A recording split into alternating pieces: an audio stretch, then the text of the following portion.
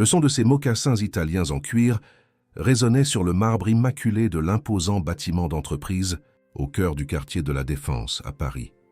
Raphaël Delacroix avançait, la silhouette droite et le regard assuré de celui qui a bâti son empire. À 45 ans, il était le visage de Delacroix Bâtiment, l'une des plus grandes sociétés de promotion immobilière de France. Mais en ce lundi matin, sa routine méticuleusement orchestrée allait voler en éclats, bousculée par une révélation qui allait bouleverser son existence. « Bonjour, monsieur Delacroix », l'accueillit Chloé, sa fidèle assistante, alors qu'il traversait la luxueuse réception ornée de trophées et de reconnaissances. « Bonjour Chloé, du nouveau pour aujourd'hui ?» demanda-t-il, ajustant sa montre en platine à son poignet. « Juste vos réunions habituelles et… » Elle hésita, consultant une note. « Il y a une dame qui vous attend dans la petite salle de réunion. Qu'elle dit que c'est une affaire personnelle et urgente. » Raphaël fronça les sourcils. Les affaires personnelles ne faisaient pas partie de son emploi du temps. Pour lui, la famille avait un sens limité. Fils unique de parents souvent absents, puis orphelin à l'âge de 8 ans, il avait été élevé par sa tante Hélène, sa seule parente connue. « Je n'ai rien de prévu. »« Qui est-ce » ?»« Une femme qui s'appelle Marine. Elle n'a pas voulu donner plus de détails, mais elle a insisté en disant que c'était au sujet de votre famille. Elle attend depuis près d'1 heure. » Raphaël s'arrêta net. Sa seule famille était Hélène. Que pouvait bien vouloir une inconnue? « Dites-lui de partir. »« C'est sûrement une arnaqueuse, » répondit-il sèchement. « Monsieur, » l'interrompit Chloé, ce qui était rare, elle a apporté des documents anciens. Ils semblent officiels. Elle a mentionné le nom de votre père. Le nom d'Auguste Delacroix avait toujours une résonance particulière pour lui, même 20 ans après sa mort. Avec un soupir d'agacement, il changea de direction. 15 minutes. Pas une seconde de plus. La femme aux cheveux châtains observait l'agitation de la ville à travers la fenêtre. Entendant la porte s'ouvrir, elle se leva. Raphaël estima qu'elle avait environ 40 ans, vêtue de manière discrète, mais avec une lueur de détermination dans les yeux. « Marina, je suppose. Je suis Raphaël Delacroix. J'ai un emploi du temps très serré aujourd'hui, alors… »« Oh, merci de me recevoir. » l'interrompit-elle, en lui tendant la main avec assurance. « Je sais que vous devez être occupé. Je ne prendrai pas votre temps si ce n'était pas absolument nécessaire. » Il y avait quelque chose dans son regard qui le troubla immédiatement. Une familiarité dérangeante qu'il n'arrivait pas à identifier. Marina posa sur la table une pochette en cuir usée par le temps. « Ce sont des copies de documents qui, je crois, pourraient vous intéresser, » dit-elle, ouvrant le dossier pour révéler des certificats jaunis, de vieilles photographies et des documents avec des cachets officiels. La première photo montrait son père, plus jeune, à côté d'une femme qui n'était pas sa mère. L'homme tenait un bébé dans ses bras. « Je ne comprends pas. Qu'est-ce que ça a à voir avec moi ? Pour l'instant, juste quelqu'un qui cherche des réponses. » répondit Marina, pointant un certificat. « Regardez la date de naissance sur ce document. » Raphaël saisit le certificat avec impatience. Il s'agissait d'un acte de naissance au nom de Marina Dubois, née le 14 mars 1983, à la clinique Sainte-Espérance à Paris. À côté, une note manuscrite d'une écriture qu'il aurait reconnue partout, la calligraphie précise de son père. « Ça n'a pas de sens, » murmura-t-il. « Continuez. » insista Marina. C'était un dossier hospitalier avec le nom de son père en tant que médecin responsable et une liste de noms et de dates. Raphaël reconnut son propre nom dans la liste, né en 1980, suivi de 3 autres noms, dont celui de Marina. « Qu'est-ce que c'est que ça? Une sorte d'extorsion? »« Je ne veux pas de votre argent, monsieur Delacroix, » répondit-elle avec un calme déstabilisant. « Je veux juste la vérité. » Raphaël examina d'autres photos, des documents d'adoption, des dossiers médicaux, tous signés par son père. Un rapport financier montrait d'importants transferts vers des comptes à l'étranger, tous datés de l'époque où son père travaillait à la clinique. « Pourquoi êtes-vous venu me voir ?» Marina sourit légèrement, un sourire qui lui sembla étrangement familier. « Je suis venu parce que j'ai passé 30 ans à chercher, parce que je dois trouver ma vraie famille, et parce que je crois que vous pourriez en faire partie. » Le monde de Raphaël sembla se figer à cet instant. Il regarda à nouveau la femme en face de lui, cette fois en l'observant vraiment. La forme de ses yeux, le menton volontaire, la façon dont elle penchait légèrement la tête en parlant, des gestes qu'il voyait quotidiennement dans le miroir. Qu'est-ce que vous essayez de me dire exactement? Je dis que, d'après ces documents, nous sommes nés dans la même clinique. Nous avons les mêmes parents biologiques enregistrés, et votre père a falsifié des documents pour effacer tout lien entre nous, répondit-elle, sa voix légèrement tremblante. Je dis que nous pourrions être frères et sœurs, Raphaël. L'homme d'affaires recula, comme s'il avait reçu un coup physique. Du haut de son empire, bâti sur des fondations qu'il avait toujours crues solides, Raphaël sentit le premier tremblement d'un séisme qui menaçait de tout détruire. Mais ce n'était que le début d'une découverte qui allait révéler des secrets encore plus sombres. « Impossible, murmura-t-il. Ma tante Hélène me l'aurait dit. Votre tante ?» demanda Marina se penchant en avant. « Hélène Delacroix? Elle est toujours en vie. » Le ton urgent dans sa voix fit s'arrêter Raphaël. « Oui, pourquoi? » Parce que son nom figure aussi sur les documents, comme témoin dans plusieurs procédures de transfert d'enfants. Raphaël attrapa la pochette, feuilletant frénétiquement. Il y avait la signature élégante d'Hélène Delacroix, sa tante et la seule figure maternelle qu'il ait connue, sur des dizaines de documents d'adoption. « Je dois partir, » dit-il abruptement. « Raphaël, attendez, il y a plus. Nous ne sommes pas seulement 2. D'après mes documents, nous sommes 4 frères et sœurs. » 4. Le mot résonna dans son esprit alors qu'il prenait la carte que Marina lui tendait. « Je serai à cet hôtel pendant 2 semaines. Quand vous serez prêt à connaître toute la vérité, venez me voir. » Le manoir des Delacroix se dressait imposant dans les quartiers chics de Neuilly-sur-Seine. À 75 ans, Hélène conservait l'élégance aristocratique qui l'avait toujours caractérisée. Raphaël la trouva dans le jardin d'hiver, lisant un livre sous la lumière naturelle. « Raphaël, quelle merveilleuse surprise! Nous devons parler, tante, » dit-il sans préambule, posant la pochette sur la table. Le sourire d'Hélène vacilla légèrement. « Bien sûr, mon chéri. Quelque chose est arrivé? J'ai reçu une visite aujourd'hui. Une femme nommée Marina. » Ce ne fut qu'une fraction de seconde, un bref instant où les yeux d'Hélène s'écarquillèrent avant qu'elle ne retrouve son calme. Mais ce fut suffisant pour confirmer les doutes de Raphaël. « Je ne connais aucune Marina. » À ce sujet, et Raphaël étala les documents sur la table. Des actes de naissance, des registres d'adoption, des photographies, tous impliquant mon père, vous et 4 enfants. Hélène se redressa dans son fauteuil, son regard fixé sur les documents. Quelle bêtise est cela, Raphaël? Les documents peuvent être falsifiés. Moi, c'est ce que j'ai d'abord pensé, acquiesça Raphaël en prenant l'une des photographies. Mais j'ai ensuite remarqué certains détails. Comme cette photo, prise dans le jardin de cette même maison, vous tenant un bébé qui n'est pas moi. Hélène prit la photographie, les mains légèrement tremblantes. C'était il y a très longtemps. C'était le neveu d'une amie. Le bébé a une tache de naissance sur le bras. La même marque que Marina m'a montrée aujourd'hui. Un lourd silence tomba sur le jardin d'hiver. Hélène remit la photographie sur la table d'un mouvement délibérément lent. « Raphaël, » commença-t-elle, sa voix plus basse, « il y a des choses du passé qui ont été enterrées pour une raison. » La confirmation implicite frappa Raphaël comme un coup. « C'est donc vrai. Marina est ma sœur. Et il y en a d'autres. » Hélène se leva, marchant jusqu'à la fenêtre, le dos tourné. « Votre père était un homme complexe, Raphaël. Il a fait ce qu'il considérait comme nécessaire pour protéger la famille. » « Quelle famille, tante? Apparemment, j'ai des frères et sœurs que je n'ai jamais connus. » Hélène se retourna pour lui faire face, son visage révélant à présent l'âge qu'elle parvenait généralement à masquer. La clinique Sainte-Espérance accueillait des femmes de toutes les classes sociales. Beaucoup ne pouvaient pas garder leurs enfants. Votre père facilitait de nouveaux arrangements. Des arrangements? Vous parlez de vies humaines. Bospati tonti, de familles séparées, Je parle d'opportunités. Des enfants qui auraient grandi dans la misère ont trouvé des foyers confortables. Et moi? Et Marina? Sommes-nous des frères et sœurs biologiques? Hélène hésita, la première fois que Raphaël la voyait véritablement incertaine. Oui, admit-elle finalement. Vous, Marina et 2 autres. 4 enfants au total. Raphaël eut le vertige. Mes parents, ceux que j'ai perdus dans l'accident, n'étaient pas mes parents biologiques. Edmond, Claire et Auguste vous aimaient plus que tout. N'en doutez jamais. Mais non, biologiquement, vous êtes nés d'une autre mère. Qui? Où est-elle? Je ne sais pas. De nombreux registres ont été détruits lorsque la clinique a fermé.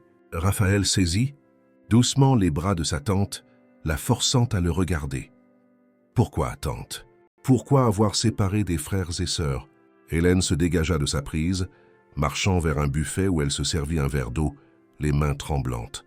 « Votre père croyait que c'était mieux ainsi, diviser les frères et sœurs entre différentes familles. Quant à garder le secret, c'était pour vous protéger, pour vous assurer d'hériter de tout, sans avoir à partager avec qui que ce soit.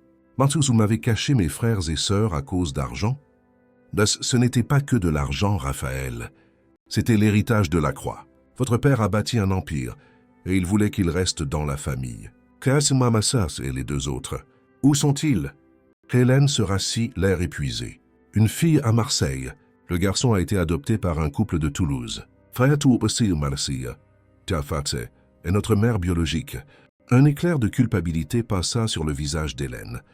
Elle était très jeune, une étudiante infirmière qui travaillait à la clinique. Et mon père l'a mise enceinte 4 fois? Non, une seule fois.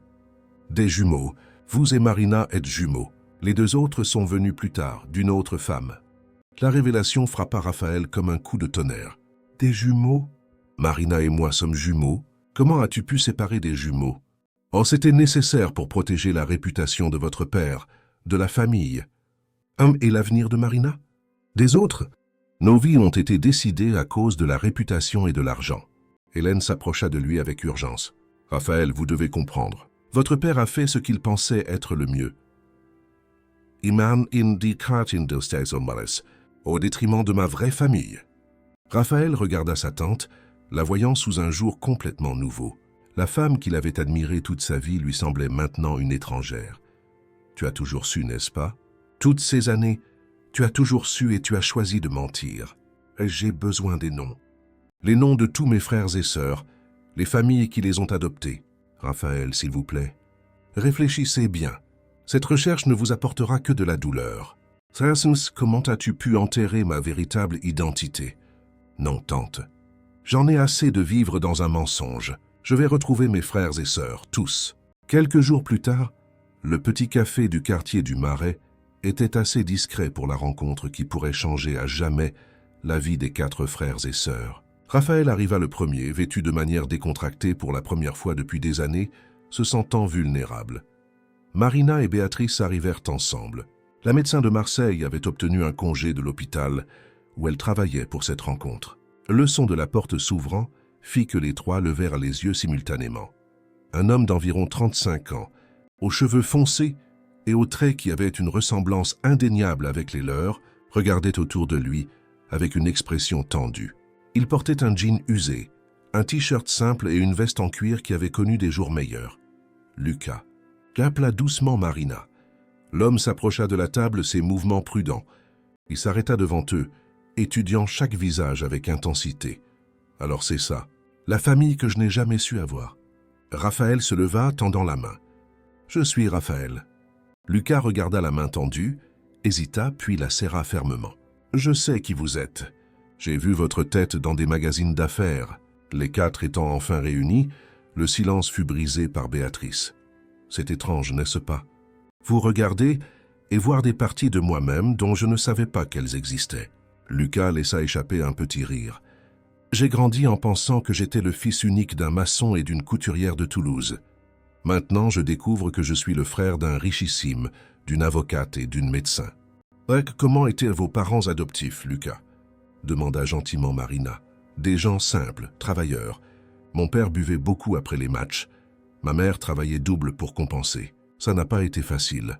Raphaël se sentit coupable, en pensant à sa propre enfance privilégiée. Je suis désolé que ça ait été difficile. Oh, je n'ai pas besoin de votre pitié. Chacun a sa vie. Ce n'est pas de la pitié, c'est de l'indignation. Pensez que nous avons grandi séparés à cause des choix d'un homme. Lucas l'étudia un instant puis hocha la tête. Qu'avez-vous découvert exactement sur cet homme? Ce père biologique? Marina ouvrit sa pochette, étalant les documents sur la table. Le docteur Auguste Delacroix a dirigé la clinique Sainte-Espérance pendant près de 20 ans.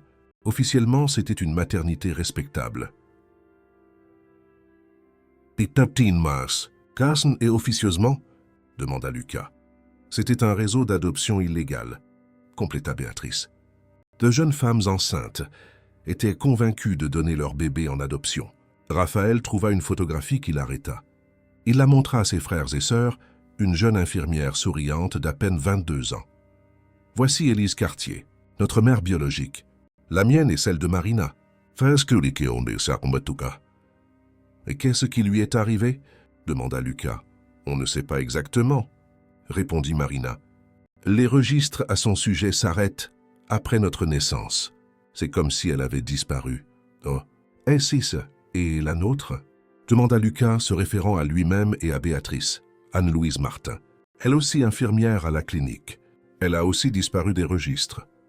Un lourd silence tomba alors que les quatre réfléchissaient aux implications. « Vous pensez qu'il... » Lucas laissa la phrase inachevée. « On ne sait pas, » répondit Raphaël. « Mais j'ai l'intention de le découvrir. » Lucas se pencha en arrière sur sa chaise. « Et qu'est-ce que vous comptez faire de tout ça? Votre fortune vient de ce réseau, n'est-ce pas ?» La question directe frappa Raphaël. « Je n'enterrerai rien, mais nous devons être prudents. Nous parlons de centaines de vies qui pourraient être affectées. Et de votre réputation, bien sûr, » commenta Lucas avec ironie. Le grand homme d'affaires Raphaël Delacroix a bâti un empire sur les décombres de familles détruites. « Lucas, » intervint Béatrice, « ce n'est pas juste. » Raphaël ne savait pas. Maintenant, il le sait. La question est, que va-t-il faire à ce sujet? Raphaël regarda son frère. « Je ferai ce qui est nécessaire pour corriger le mal fait par notre père, même si cela signifie tout perdre. » Lucas soutint son regard, évaluant la sincérité puis hocha la tête. « Bien. Parce que je ne suis pas venu à Paris pour de l'argent.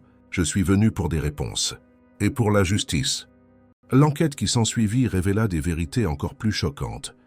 Valentin Dubois, le comptable qui avait géré les finances de la clinique, reçut Raphaël et Marina dans son modeste appartement. L'homme de près de 80 ans était visiblement nerveux. Je n'ai jamais pensé que ce jour arriverait. J'ai toujours imaginé que j'emporterais ces secrets dans ma tombe. « Vous saviez pour les adoptions illégales ?» demanda Marina. « Je savais tout. Les paiements, les transferts vers des comptes à l'étranger, l'argent utilisé pour acquérir des propriétés. Forest Mondopotin et les mères biologiques, Élise Cartier et Anne-Louise Martin. Qu'est-ce qui leur est arrivé ?» Le vieux comptable pâlit.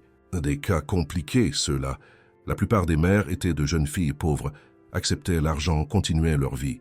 Mais Élise, elle est tombée amoureuse du docteur Delacroix. « Ah ça, quelle promesse ?» demanda Raphaël. « Qu'ils resteraient ensemble, qu'ils élèveraient les enfants. Quand elle a découvert que c'était un mensonge, que l'un des jumeaux serait adopté, elle a menacé de tout révéler. Et qu'est-ce que mon père a fait? Je ne connais pas les détails. Je sais qu'il y a eu une violente discussion à la clinique. Le lendemain, le docteur Delacroix m'a demandé de préparer une grosse somme d'argent liquide. Il a dit qu'Élise avait accepté de partir. Mais vous ne l'avez pas cru. Non, surtout après avoir vu Hélène agitée, nerveuse, et il y avait des taches sur ses vêtements, des taches qui ressemblaient à du sang. Raphaël sentit son sang se glacer. Hélène était impliquée. Côté, Hélène a toujours protégé son frère. Elle ferait n'importe quoi pour lui. Et oui, Anne-Louise. Ce cas était différent. Elle a vraiment accepté l'argent. Elle voulait recommencer sa vie loin de la clinique. Le docteur Delacroix était insistant avec les jeunes infirmières. Et les registres financiers?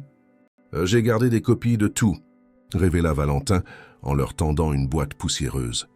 J'ai pensé qu'un jour quelqu'un viendrait chercher des réponses. Il y a une autre chose, dit le comptable. 6 mois après la disparition d'Élise, Hélène a acheté une propriété isolée en province, une ferme en Normandie. Elle a payé en argent liquide. La confrontation finale avec Hélène révéla la vérité la plus choquante de toutes. « J'ai demandé que tu viennes seule », dit Hélène en voyant Marina aux côtés de Raphaël. « Je n'ai plus de secret pour ma sœur. Quoi que tu aies à dire, tu peux le dire devant elle. Nous sommes venus savoir la vérité sur Élise et sur la propriété en Normandie. » Le visage d'Hélène pâlit visiblement. « Votre père n'était pas un homme méchant, juste déterminé. Les adoptions ont commencé comme un service social. Quand il a réalisé combien de familles riches étaient prêtes à payer pour des bébés en bonne santé, tout a changé. Et Élise? Qu'est-ce qui lui est arrivé? Hélène se tourna pour leur faire face, les yeux brillants de larmes. Elle était différente. Auguste était réellement tombé amoureux d'elle. Quand les jumeaux sont nés, il a proposé une solution. Il garderait l'un des bébés comme adopté par lui et Claire. L'autre serait adopté par une bonne famille. Mais elle n'a pas accepté. Non, elle a menacé de tout dénoncer, de raconter l'histoire aux journaux. Il y a eu une terrible bagarre. Elle était hystérique, menaçant de partir avec les bébés. Au milieu de la confusion, elle est tombée. Elle s'est cognée la tête. C'était un accident. Un accident? Répéta Raphaël, incrédule. Elle n'est pas morte immédiatement. Elle était vivante, mais inconsciente. Auguste a paniqué. La conduire à l'hôpital aurait soulevé des questions. Alors nous l'avons emmenée à la ferme en Normandie. Non. Vous l'avez kidnappée? Laissant sans soins médicaux? Auguste était médecin. Il a pris soin d'elle du mieux qu'il a pu, mais la blessure était grave. Elle n'a jamais complètement retrouvé la conscience. Elle est restée dans un état végétatif. Un silence abasourdi emplit le bureau. Pendant combien de temps? Demanda Raphaël, la voix étranglée. Des années. Nous avons engagé des infirmières discrètes. Elle a été soignée, jusqu'à il y a environ 10 ans. Vous êtes en train de me dire que notre mère était vivante, jusqu'en 2015, maintenue prisonnière dans un état végétatif, et vous nous avez séparés? Vous avez menti toutes ces années? C'était pour vous protéger. Pour protéger la famille. Et protéger? Vous avez détruit des vies. Ce n'est pas de la protection, c'est de la monstruosité. La ferme existe-t-elle toujours? Elle est enterrée là-bas? Hélène hocha lentement la tête. Dans le jardin de Rose. C'était le seul endroit qui recevait la lumière du soleil toute la journée.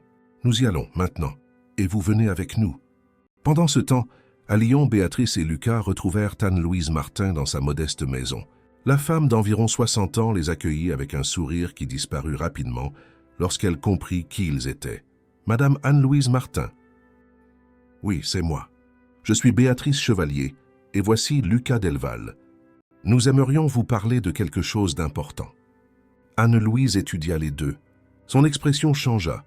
Un mélange de reconnaissance et d'alarme s'empara de son visage. « Entrez, vous savez qui nous sommes, n'est-ce pas ?» demanda Lucas directement. « Je pensais que ce jour n'arriverait jamais. »« C'est donc vrai, vous êtes notre mère biologique. » Anne-Louise hocha la tête, des larmes se formant dans ses yeux. « Comment m'avez-vous trouvé? Farcine Passette, pourquoi nous avez-vous abandonnés ?» La question de Lucas sortit avec une pointe de dureté. « Pourquoi avez-vous accepté d'être séparés? » Ce n'était pas un vrai choix, Lucas. J'étais jeune, effrayé, sans ressources. Le docteur Delacroix était puissant. Quand il a découvert ma grossesse, il a présenté tout comme un fait accompli. Et vous avez simplement accepté? Pas immédiatement. J'ai essayé de négocier. Je voulais garder au moins l'un de vous. C'est à ce moment-là qu'il m'a montré des photographies. D'Élise, l'état dans lequel elle était après l'accident. Il vous a menacé? Oui, il m'a dit que la même chose pourrait m'arriver si je causais des problèmes. Anne-Louise décrivit alors le fonctionnement de la clinique Sainte-Espérance. Comment les femmes démunies étaient convaincues, comment les familles riches payaient des fortunes, comment les documents étaient falsifiés. Et pourquoi ne l'avez-vous pas dénoncé après? La peur. Et la honte aussi. Elle hésita, regardant Lucas. Et quand j'ai finalement trouvé le courage, j'ai découvert que vous étiez dans une situation difficile. Mais comment ça? Je vous ai cherché discrètement. Béatrice allait bien. Mais vous, Lucas, vous viviez dans des conditions précaires. Votre père adoptif buvait. Il y avait de la violence. J'ai commencé à envoyer de l'argent, de manière anonyme. Lucas s'écarquilla les yeux. Ces enveloppes sans expéditeur. C'était tout ce que je pouvais faire sans éveiller les soupçons. C'est pourquoi n'avez-vous pas cherché un contact direct quand je suis devenu adulte? La honte et la peur que vous me détestiez. Le voyage vers la ferme en Normandie révéla le dernier chapitre de la tragédie. La route sinuait à travers des collines verdoyantes. La ferme apparut après un virage. Une grande maison de style colonial, entourée de jardins en partie envahis par la végétation. « Où » demanda simplement Marina. Hélène pointa vers la droite, le jardin de Rose. C'était son endroit préféré. Dans les moments où elle semblait consciente, les trois marchèrent en silence. Le jardin de roses apparut, une zone semi-circulaire avec des arbustes fleuris. Au centre, un rosier particulièrement grand se dressait. Là, indiqua Hélène. Raphaël et Marina s'approchèrent du rosier central. Il n'y avait pas de pierre tombale, juste des fleurs rouges qui se balançaient dans la brise. « Comment ont-ils pu » murmura Marina s'agenouillant. « Comment ont-ils pu lui faire ça » Raphaël voulut voir la maison, l'endroit où elle avait vécu toutes ces années. Hélène les guida vers une grande pièce à l'arrière de la maison. C'était ici. Nous l'avons transformée en infirmerie. Il y avait de l'équipement médical, des infirmières en rotation. La pièce était vide. Seule la base d'un lit d'hôpital subsistait comme témoin. Elle pouvait voir le coucher du soleil d'ici. Ah, commenta Hélène, comme si cela atténuait le crime. Quelle délicatesse de sa part. La garder prisonnière, mais avec vue sur le coucher du soleil. Le bruit d'une voiture interrompit la conversation. Béatrice, Lucas et Anne-Louise arrivèrent, créant un moment de retrouvailles chargé d'émotions et de tension. Devant le rosier, Anne-Louise s'agenouilla et toucha doucement la terre. « Je suis désolée, Élise. Tes enfants sont là maintenant, tous. Ensemble, enfin. » Les 4 frères et sœurs formèrent un demi-cercle autour du rosier, chacun perdu dans ses pensées et ses émotions. « Qu'est-ce qu'on fait maintenant ?» demanda Béatrice. Avec tout ça, Raphaël regarda ses frères et sœurs. « Nous devons faire ce qui est juste. Même si ça me coûte tout ce que j'ai. » 3 mois plus tard, le siège de Delacroix Bâtiment avait été transformé en un centre de coordination pour le projet Reconnexion, une initiative visant à localiser les familles séparées par le réseau de la clinique Sainte-Espérance. 3 familles de plus confirmées cette semaine. J'annonce à Marina. 2 mères qui avaient été informées que leur bébé était décédé viennent de confirmer l'ADN avec des enfants que nous avons retrouvés. L'accord avec le procureur était finalisé. Raphaël s'engagea à utiliser la majeure partie de sa fortune pour identifier et aider toutes les victimes du réseau. 47 familles déjà identifiées et reconnectées, s'est présenté à Lucas lors de la conférence de presse, avec des estimations que le nombre total pourrait dépasser 300. Interrogé sur la part de son patrimoine consacré au projet, Raphaël répondit « Environ 70% de tous les actifs. Je ne garde que ce qui est nécessaire pour assurer le fonctionnement des entreprises qui emploient des milliers de personnes. » Lucas, qui avait surpris tout le monde par son évolution, réfléchit. « Découvrir que toute votre vie a été construite sur des mensonges est dévastateur. Mais j'ai aussi découvert quelque chose que je n'ai jamais eu. Une famille. » Béatrice compléta. « Notre histoire personnelle est maintenant au service de quelque chose de plus grand. Chaque famille que nous réunissons apporte une guérison non seulement pour les personnes impliquées, mais aussi pour une blessure sociale qui est restée ignorée pendant des décennies. » Raphaël conclut. « Nous choisissons d'être ensemble maintenant, non par obligation, mais parce que nous avons décidé de transformer une tragédie en quelque chose de significatif. » Après l'exhumation officielle et la réinhumation digne d'Élise dans une tombe décente, les 4 frères et sœurs établirent une tradition de dîner du dimanche.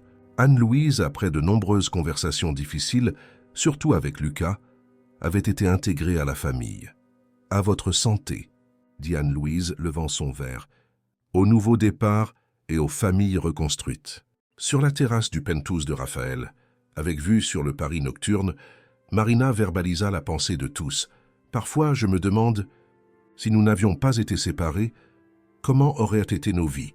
Ce qui compte, continua-t-elle, c'est qui nous choisissons d'être maintenant.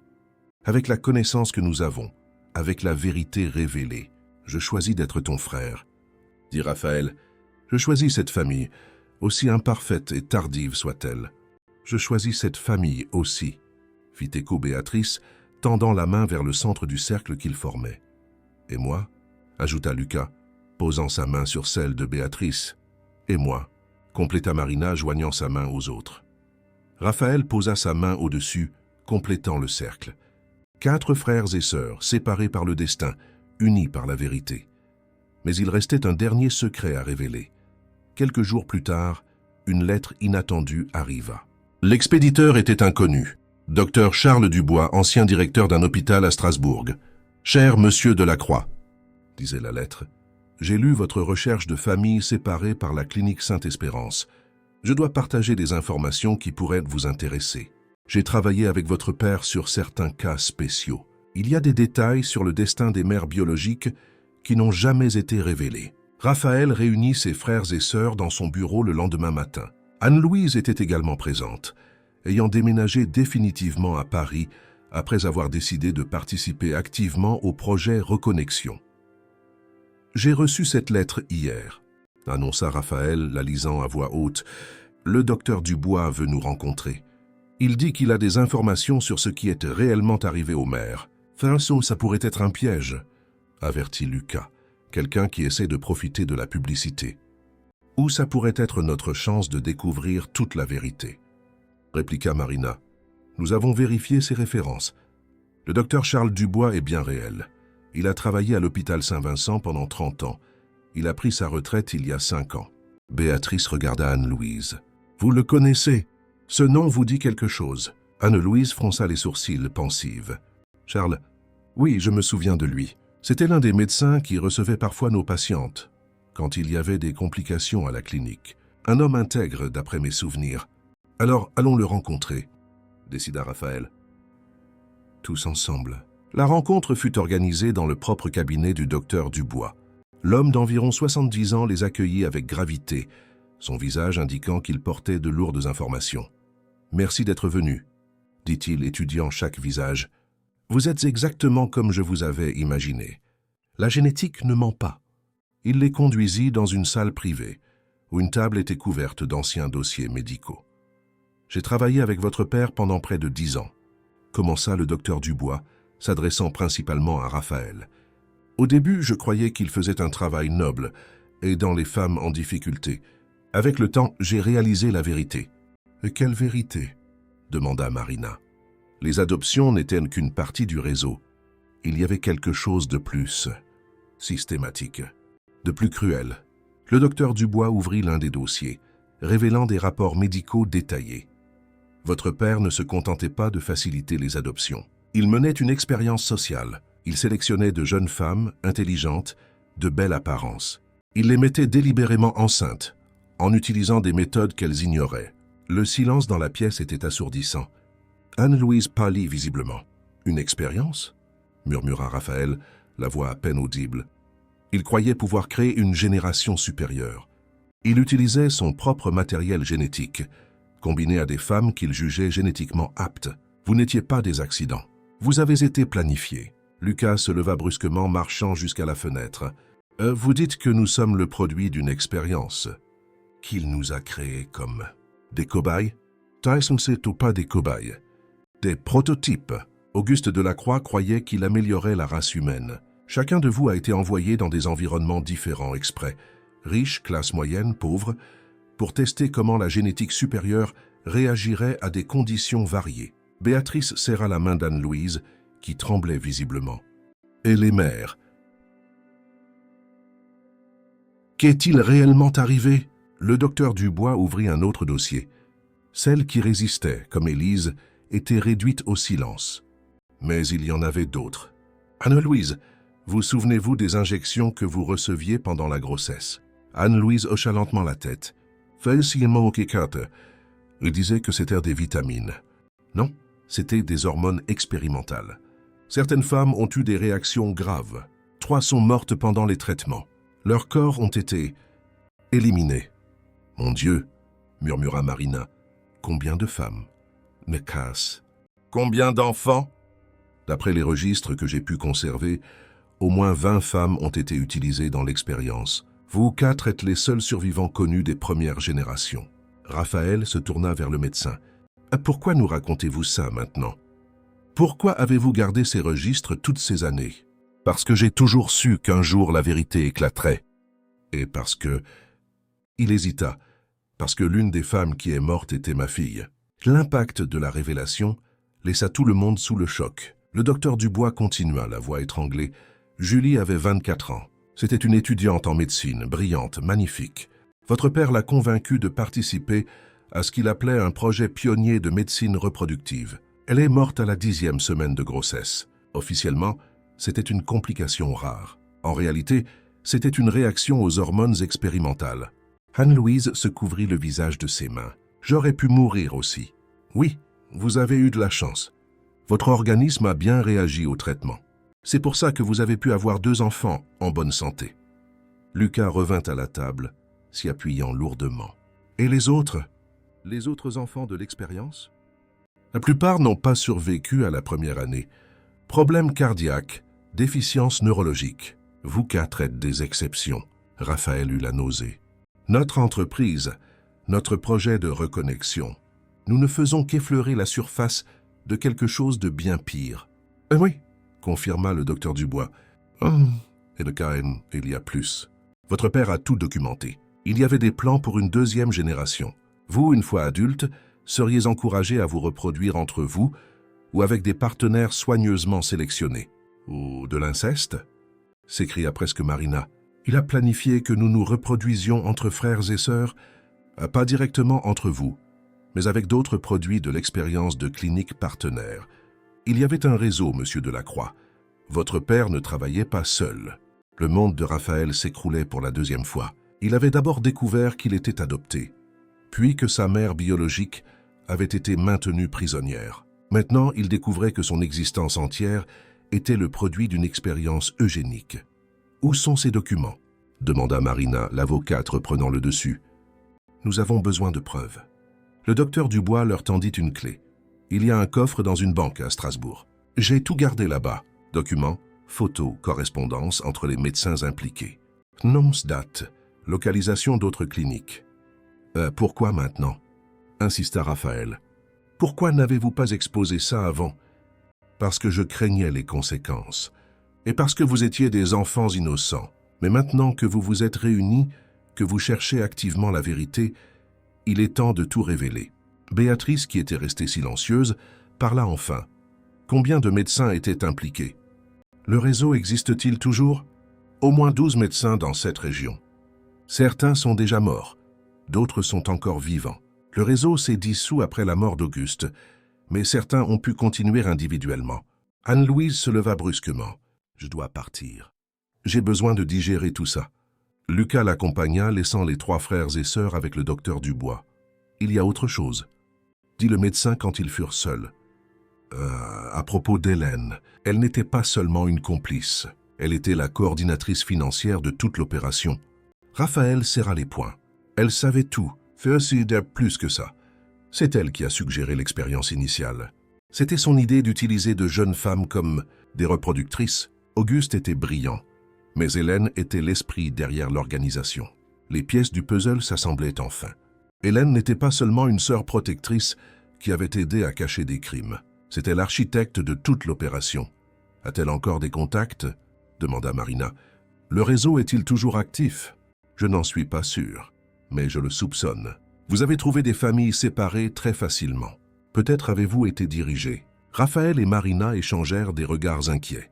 Était-il possible que leur propre projet soit manipulé? « Nous devons aller à la banque à Strasbourg, » décida Raphaël. « Nous devons voir tous les documents. »« Fersten Kinder, au fond qui après, Yesnes ?»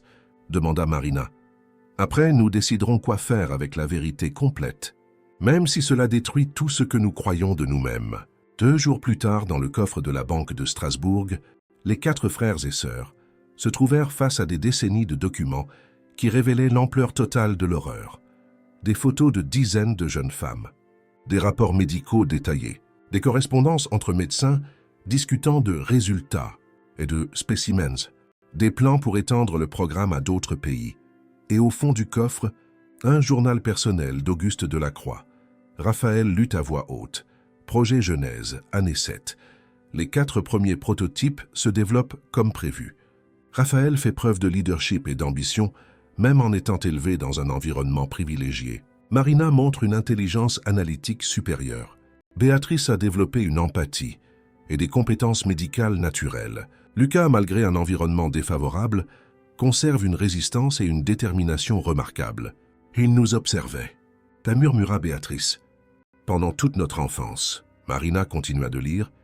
Hélène suggère de commencer la 2e phase lorsqu'ils atteindront la maturité reproductive. Combiner Raphaël et Marina avec des produits des cliniques de Marseille et de Toulouse. Béatrice et Lucas peuvent être croisés avec des spécimens de Paris et de Bordeaux.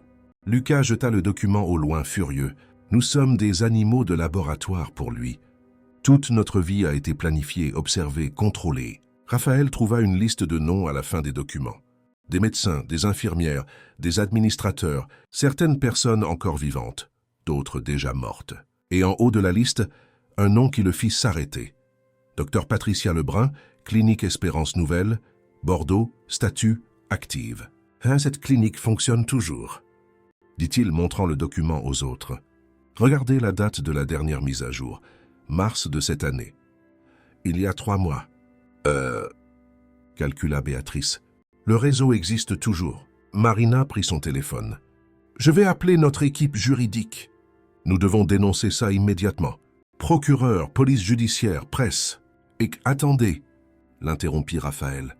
Si nous dénonçons maintenant sans plus de preuves, ils pourraient détruire les preuves.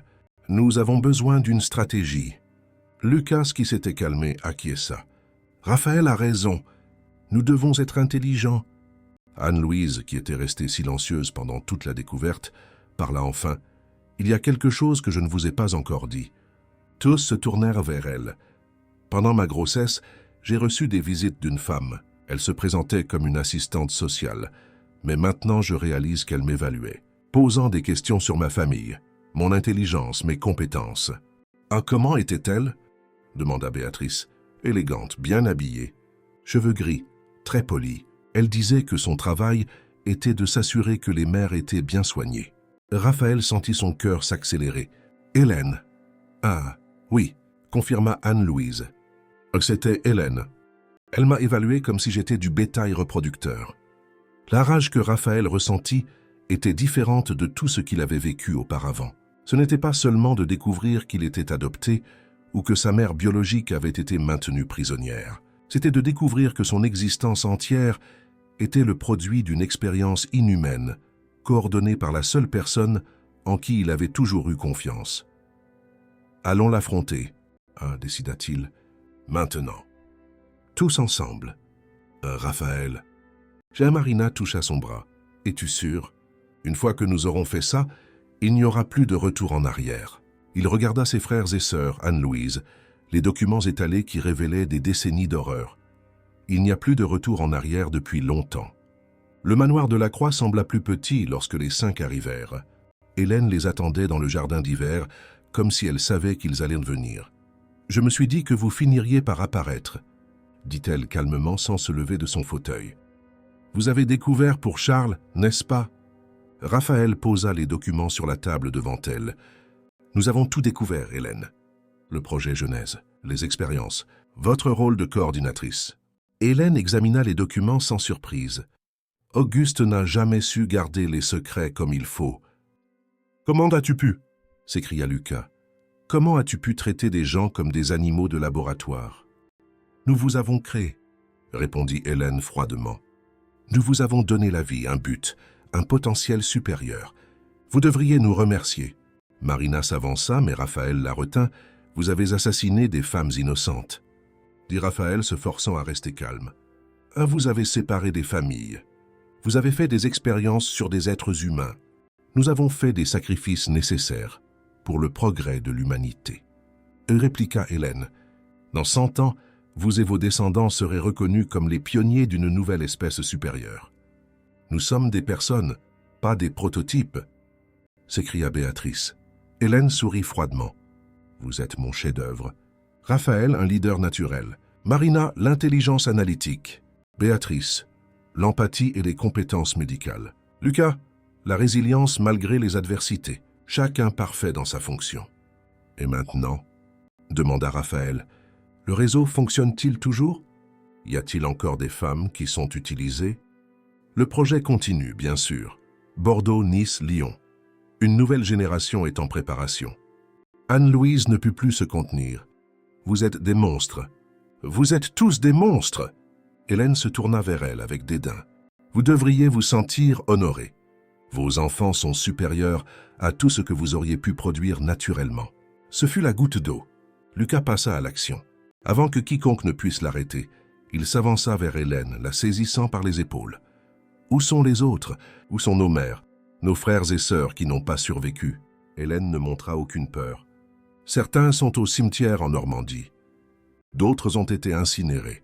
Les registres sont dans le coffre d'Auguste, dans cette maison. Raphaël intervint, éloignant doucement Lucas. Où est le coffre? Dans le bureau de votre père. Derrière son portrait. La combinaison et la date de naissance de vous quatre, dans l'ordre. Marina courait déjà vers le bureau. Quelques instants plus tard, elle cria « Je l'ai trouvé. Le coffre est ouvert. » Ils se réunirent dans le bureau d'Auguste, où Marina avait étalé le contenu du coffre sur la table. Plus de documents, plus de photos, plus d'horreur. Mais il y avait quelque chose de différent. Des lettres. Des lettres écrites par les mères biologiques aux enfants qui leur avaient été enlevés. Raphaël en trouva une avec son nom. Les mains tremblantes, il l'ouvrit. « Mon cher Raphaël, si tu lis ceci, cela signifie que tu as découvert la vérité. Je veux que tu saches que je t'ai aimé dès le premier instant. Chaque coup que j'ai senti, chaque mouvement, c'était toi qui te battais pour vivre. Ils m'ont dit que c'était pour le bien de l'humanité, que tu serais spécial. J'espère que tu as été heureux. J'espère que tu as trouvé l'amour. Ta mère, Élise, Marina, Béatrice et Lucas trouvèrent des lettres similaires. Des mots d'amour, des demandes de pardon, des espoirs pour l'avenir. Anne-Louise avait aussi une lettre, adressée à mes enfants adorés. Béatrice et Lucas, pardonnez-moi de ne pas m'être battu plus pour vous. Pardonnez-moi d'avoir cru aux mensonges. Si un jour nous nous rencontrons, je veux que vous sachiez que je n'ai jamais cessé de vous aimer. Vous n'êtes pas des expériences. Vous êtes mes bébés, mes miracles. » Les larmes coulaient librement sur les visages de tous. Hélène apparut à la porte du bureau. « Vous avez trouvé les lettres sentimentales. »« Partez, » dit Raphaël, la voix basse mais menaçante. « Partez de cette maison maintenant. Fuasso, c'est ma maison, Raphaël. Je vous ai créé. Sans moi, vous ne seriez qu'un orphelin de plus dans les rues. Sans toi, j'aurais grandi avec ma vraie famille. Sans toi, notre mère serait vivante. » Hélène haussa les épaules. Sacrifice nécessaire. Ce fut la goutte d'eau. Raphaël s'avança, mais Marina le retint. « Ça n'en vaut pas la peine, » dit-elle. « Elle ne vaut pas notre colère. Nous avons du travail à faire. »« Oh, quel travail ?» demanda Hélène, curieuse. « Tout exposé, » répondit Béatrice. « Chaque clinique, chaque médecin, chaque crime. »« Et détruire votre propre héritage au passage ?» Hélène sourit. « Vous êtes les produits du projet.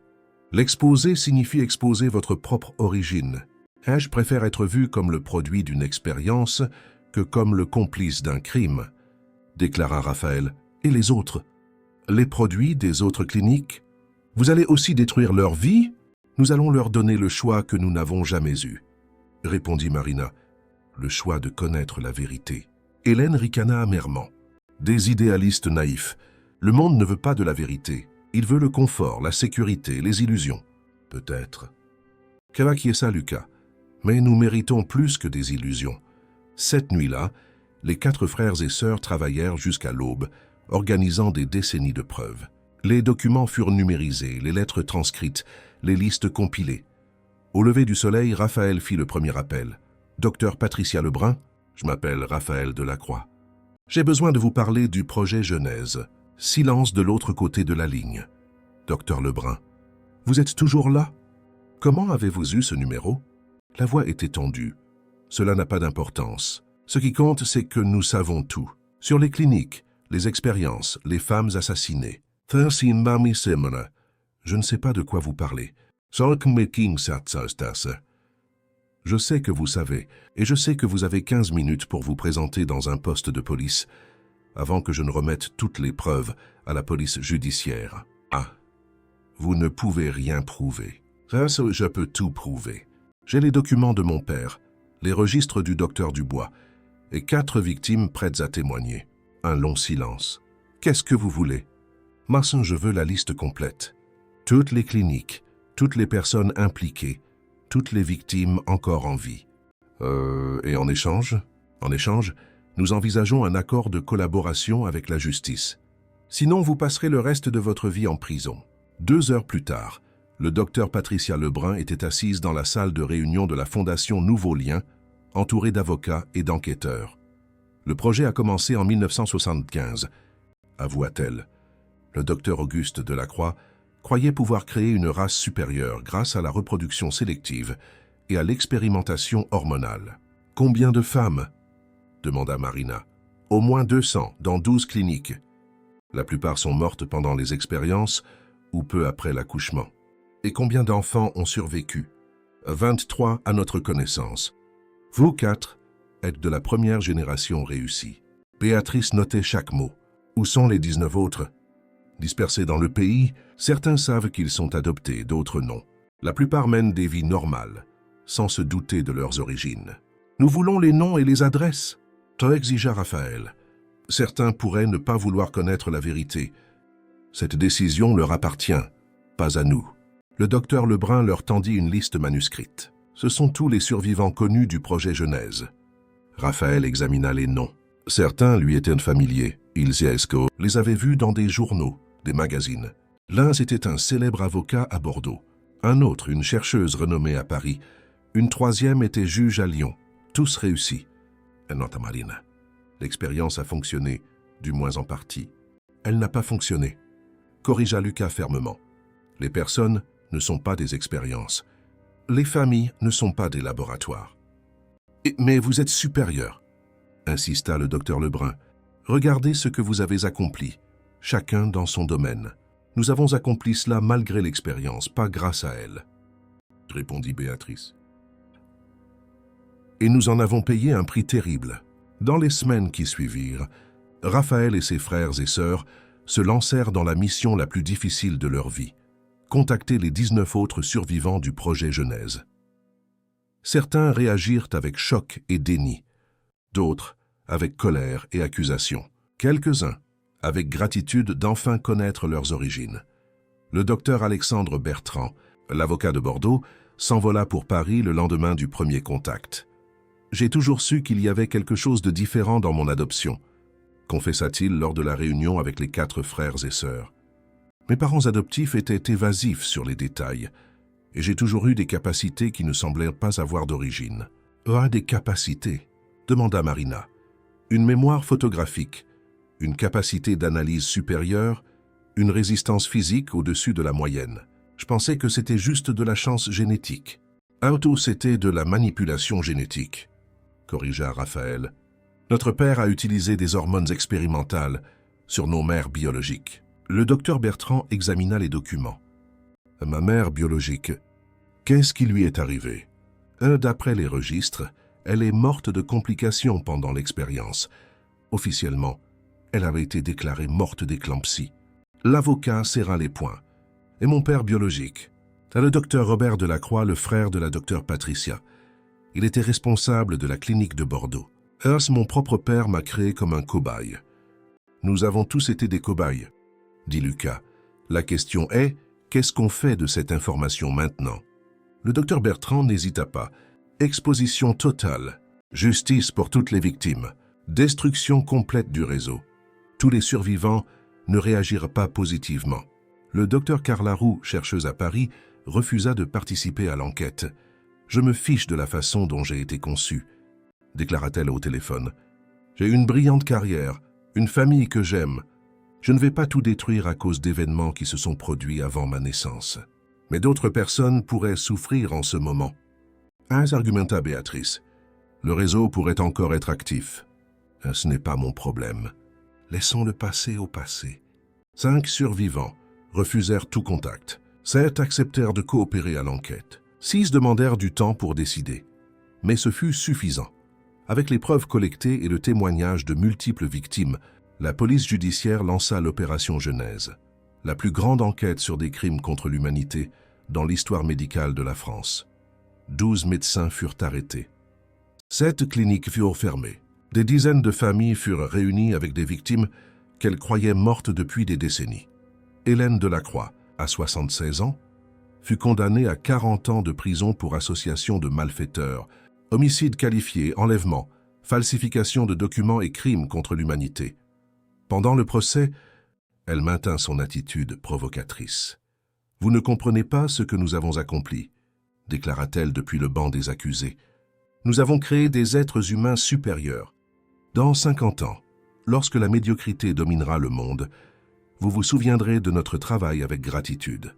Raphaël, Marina, Béatrice et Lucas assistèrent au verdict côte à côte. Lorsque la sentence fut lue, ils ne ressentirent pas de la vengeance, mais une profonde tristesse pour la femme qu'Hélène aurait pu être, pour les victimes qui ne verraient jamais la justice, pour les familles qui ne se réuniraient jamais.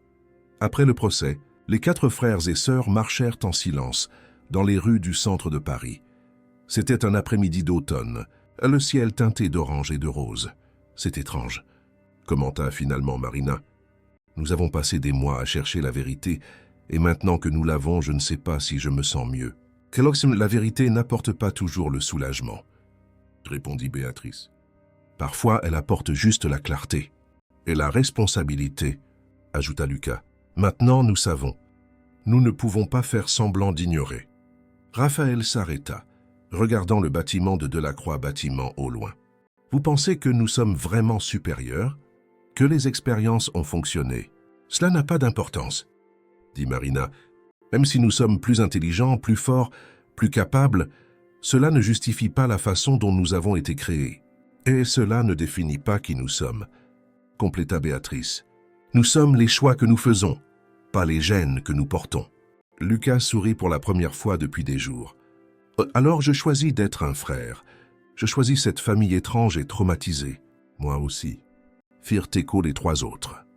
1 an plus tard, la fondation Nouveaux Liens s'était étendue à l'échelle internationale. Des cas similaires furent découverts en Belgique, en Suisse et au Canada. Le réseau d'expérimentation médicale était plus vaste qu'il ne l'avait imaginé. Mais il était enfin en train d'être démantelé. Raphaël vendit Delacroix Bâtiment, affectant toutes les ressources au travail de réunification des familles. Marina ouvrit un cabinet d'avocats spécialisé dans les droits des victimes. Béatrice dirigeait des recherches sur les traumatismes générationnels. Lucas créa un programme de soutien pour les victimes issues de milieux modestes. Anne-Louise devint la porte-parole officielle de la Fondation, racontant son histoire à des publics du monde entier et inspirant d'autres victimes à se manifester. Par une chaude soirée d'été, les 5 se réunirent sur la terrasse de la nouvelle maison de Raphaël, plus petite, plus simple, mais pleine de photographies et de souvenirs partagés. J'ai lu aujourd'hui un cas en Allemagne, commenta Marina. Des médecins nazis qui ont continué les expériences après la guerre. Notre histoire n'est pas unique, mais notre réponse peut l'être, lui répondit Raphaël. Combien de fois les victimes d'expériences se sont-elles unies pour exposer tout un réseau? Ou c'était notre héritage, dit Béatrice. Non pas en tant que produit d'expérience, mais en tant que survivants qui ont choisi la justice. Anne-Louise se leva pour partir. « Merci, dit-elle simplement, de m'avoir incluse, de m'avoir laissé faire partie de cette famille. » Après son départ, les 4 frères et sœurs restèrent sur la terrasse observant les étoiles. « Parfois, je me demande, dit Lucas, comment auraient été nos vies si nos vrais parents nous avaient élevés ensemble? »« Probablement plus simple, répondit Marina. Versenkinas, certainement moins traumatisante, mais peut-être moins significative, ajouta Raphaël.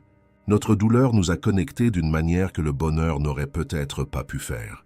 Je préfère penser, dit Béatrice, que nous avons trouvé un but dans notre tragédie, que nous avons transformé notre souffrance en quelque chose qui peut aider les autres. Quelques mois plus tard, lors d'une cérémonie internationale à Genève, les 4 frères et sœurs Delacroix reçurent le prix des Nations Unies pour les droits de l'homme, pour leur travail dans la révélation des expériences médicales illégales. Dans son discours d'acceptation, Raphaël dit « Nous sommes les produits d'une expérience qui a tenté de réduire des êtres humains à des variables génétiques. Mais nous avons découvert que l'humanité ne réside pas dans nos gènes. Elle est dans nos choix. Nous avons choisi de chercher la vérité quand il était plus facile de vivre dans le mensonge. Nous avons choisi la justice quand il était plus sûr de rester silencieux. Nous avons choisi d'être une famille quand il aurait été plus simple de rester des étrangers. » Et Marina continua. « Notre histoire montre que les plus grandes tragédies peuvent générer les liens les plus profonds, que la vérité, aussi douloureuse soit-elle, est toujours préférable au plus confortable des mensonges. » Béatrice ajouta « Nous dédions ce prix aux victimes qui n'ont pas survécu, aux mères qui n'ont jamais pu serrer leurs enfants dans leurs bras et à tous ceux qui cherchent encore leurs vraies origines. » Lucas conclut et nous promettons de continuer à nous battre pour qu'aucun enfant ne soit à nouveau séparé de sa famille par l'avidité, les préjugés ou les délires de supériorité. Car la famille n'est pas définie par les gènes ou les expériences. Elle est définie par l'amour, le choix et l'engagement mutuel. Le public se leva dans une ovation qui dura 5 minutes. Les flashs des appareils photo capturèrent le moment. 4 frères et sœurs, unis non par la science qui les a créés, mais par l'humanité qu'ils ont choisi d'embrasser. Cette nuit-là, dans leur hôtel à Genève, les 4 se réunirent pour un dernier toast. « À l'avenir » dit Raphaël, levant son verre. « Aux familles que nous réunirons » ajouta Marina. « Aux vérités que nous révélerons » contribua Béatrice. « Et aux frères et sœurs que nous avons enfin trouvés » ça compléta Lucas. Ils burent en silence, sachant que le lendemain matin, ils reprendraient le travail, non pas comme produit d'une expérience, mais comme architecte d'un monde où la vérité l'emporte sur le secret, où la justice triomphe du pouvoir et où la famille signifie le choix, pas seulement le sang. Pour les créateurs de contenu, chers auditeurs, nous espérons que le voyage des frères et sœurs de la Croix a touché vos cœurs. Pour découvrir plus d'histoires émouvantes comme celle-ci, nous avons préparé une playlist spéciale que vous pouvez trouver en cliquant sur le lien à gauche. Si ce récit de découverte et de réconciliation familiale a éveillé quelque chose en vous, n'oubliez pas de laisser un pouce bleu, de vous abonner à notre chaîne et de partager vos réflexions dans les commentaires. Chaque jour, nous vous apportons de nouvelles histoires qui explorent les complexités de la vie, les secrets de famille et le pouvoir des liens qui nous unissent. Suivez notre chaîne pour ne pas manquer les prochains contenus qui promettent d'être aussi émouvants que l'histoire de ces 4 frères et sœurs qui ont découvert qu'il n'est jamais trop tard pour trouver leurs vraies origines.